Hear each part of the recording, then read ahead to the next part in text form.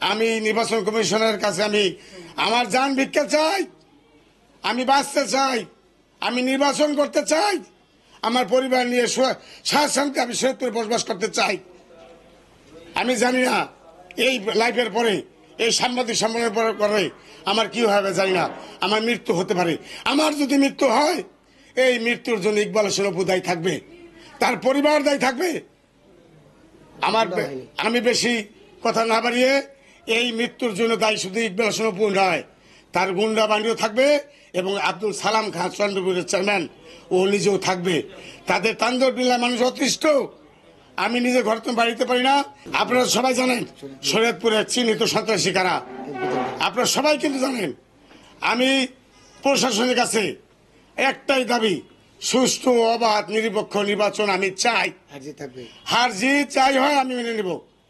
এই সাংবাদিক সম্মেলনের পরে যদি আমি পত্রিকা না পাই, আমি যদি কোনো হেল্প না পাই, আমি মাননীয় প্রধানমন্ত্রী দপ্তরে আমি যাব, আমি ঢাকায় প্রেস ইয়া করব, আমি অন্বেষণ করব।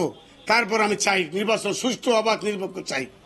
আমি প্রধান নির্বাচন কমিশন ঢাকা, সেখানে আমি দরখাস্ত দিয়েছি। শরীয়তপুরের নির্বাচন কমিশনকে, জেলা কমিশনকে আমি দিয়েছি, রিটার্নিং অফিসারকে আমি দিয়েছি, আমাদের ডিসি মহোদয়কে আমি দিয়েছি এবং এসপি সাহেবকে আমি একটি দরখাস্ত দিয়েছি এবং আমি একে একে 5টি জিডি করেছি, কিন্তু কোনো পত্রিকা আমি পাই নাই। ওসি আমার কথা শোনে না, পুলিশ আমার কোনো কথা শোনে না, জানি না তারা কার কথা শোনে। এমপি নিজে ঘোরার জন্য ভোট চায়, মানুষ ধরে ধরে আনে। হ্যাঁ, তারা প্রচার না 8টা পর্যন্ত, তারা প্রচার করে 10টা পর্যন্ত। এমপির ছেলে, এমপির বউ জায়গায় জায়গায় যায় মিছিল করতেছে, ভোট চাইতেছে, কই কোনো বিচার তো পাইলাম না। বিচার দিচ্ছি, পাচ্ছি না। এখন আমাদের কি করণীয় আছে আপনাদের কাছে আমি প্রশ্ন করলাম। আমি এখনো আশঙ্কা করতেছি, আদৌ কি 21 তারিখে নির্বাচন সুষ্ঠু হবে কিনা? হবে না। কেন হবে না? উজ্জ্বলা কোন প্রার্থী, সে নিজে লাইভে গিয়ে সে ভোট চাইতেছে, বলতেছে আমরা এমপির সমর্থক। আমি উজ্জ্বলা কোন, বাইসামান স্বাগত হালদার, মহিলা বাইসামান সাবিনা এমপির সমর্থক। এমপির সমর্থক প্রত্যেকটা মিটিং বলতেছে। আর এমপি নিজে বলতেছে যে আমি তো এমপি, কোনো এজেন্ট থাকবে না, কোনো ভোট থাকবে না, ওপেন ভোট দিতে হবে। আমরা যাকে বলবো তাই ভোট দেবো, ঘোরামাকড়া ভোট দিতে দেবো, আদার্স কোনো এজেন্ট থাকবে না। তা আমি সন্দিহান, ওই এমপি সৈয়দপুর যদি থাকে এবং ভোটও যদি দিতে আসে, তাহলে ভোট নির্বাচন সুস্থ হবে না।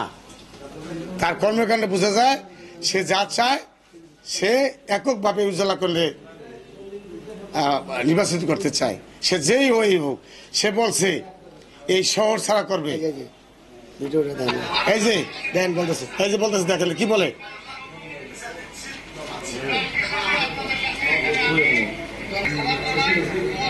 বুঝছেন, নিজে প্রার্থী নিজে বলতেছে, আমার কোনো প্রমাণ দেওয়া লাগে না। প্রার্থী নিজে বলতেছে যে আমি ইকবাল হোসেন অপুর সমর্থনের প্রার্থী। এমপি সাহেব নিজে ঘোষণা দিচ্ছে কালকে 10 তারিখের পরে প্রচার প্রস্তুতির কথায় 10 তারিখের পরে আমরা পরিবারের সত্য থাকতে পারব না। মানে এটা পিড়াই আমল খাতে দেব। এখন আমরা জাতির কাছে, সমাজের কাছে, আইনের কাছে আশ্রয় চাই, জীবন ভিক্ষা চাই। কিন্তু আমি তো ভোটে চাইতে পারি না, আমি মিছিল করতে পারি না, আমি উঠান বৈঠক করতে পারি না। যেখানে উঠান বৈঠক করি সেখানে হামলা করে এবং ওই এলাকার লোকজন যারা আছে, আমার যারা সমর্থক, তাদেরকে গাড়িতে করে ইকবাল হোসেন অপু এমপি নিজে যে ধরে নিয়ে আসে বাসায়। আপনার শহর দেখেন, আপনারা ইয়া করেন, তদন্ত করেন, আমার কথা সত্য না মিথ্যা, তদন্ত করে দেখেন। আপনারা তদন্ত করবেন না, আপনারা আমরা জিম্মি, যেমন শহরের মানুষ জিম্মি, সাধারণ লোকজন জিম্মি। আমার কাছে মনে হয় এই প্রশাসন মনে হয় জিম্মি। আমি জিম্মি দোষ থেকে বাঁচতে চাই, আমি মুক্তি চাই, আমি পরিবর্তন চাই। আমি জাতির কাছে জানতে চাই, আমার নির্বাচন করা কি অপরাধ?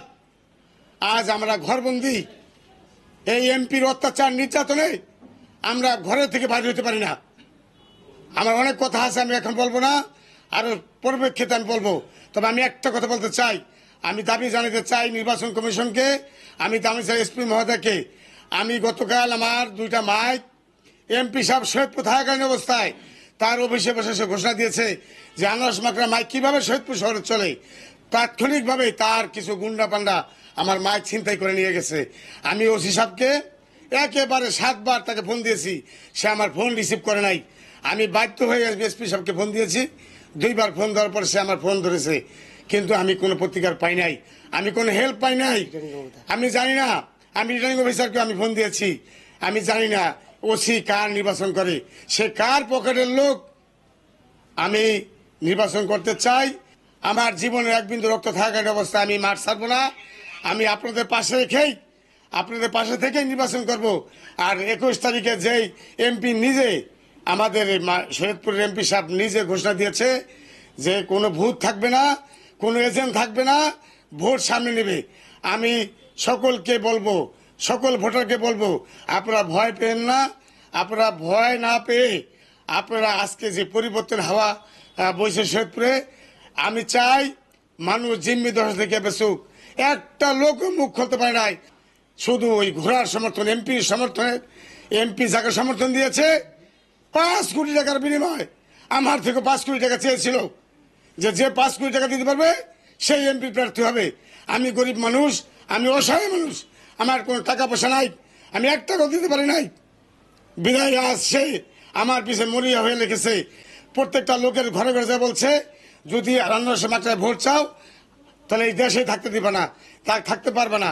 এইভাবে একে একে 4-5 জন লোককে তাকে আহত করেছে, হাসপাতালে ভর্তি আছে, এবং তাদেরকে আমি জিডি করেছি থানায়, কোনো প্রতিকার পাই নাই।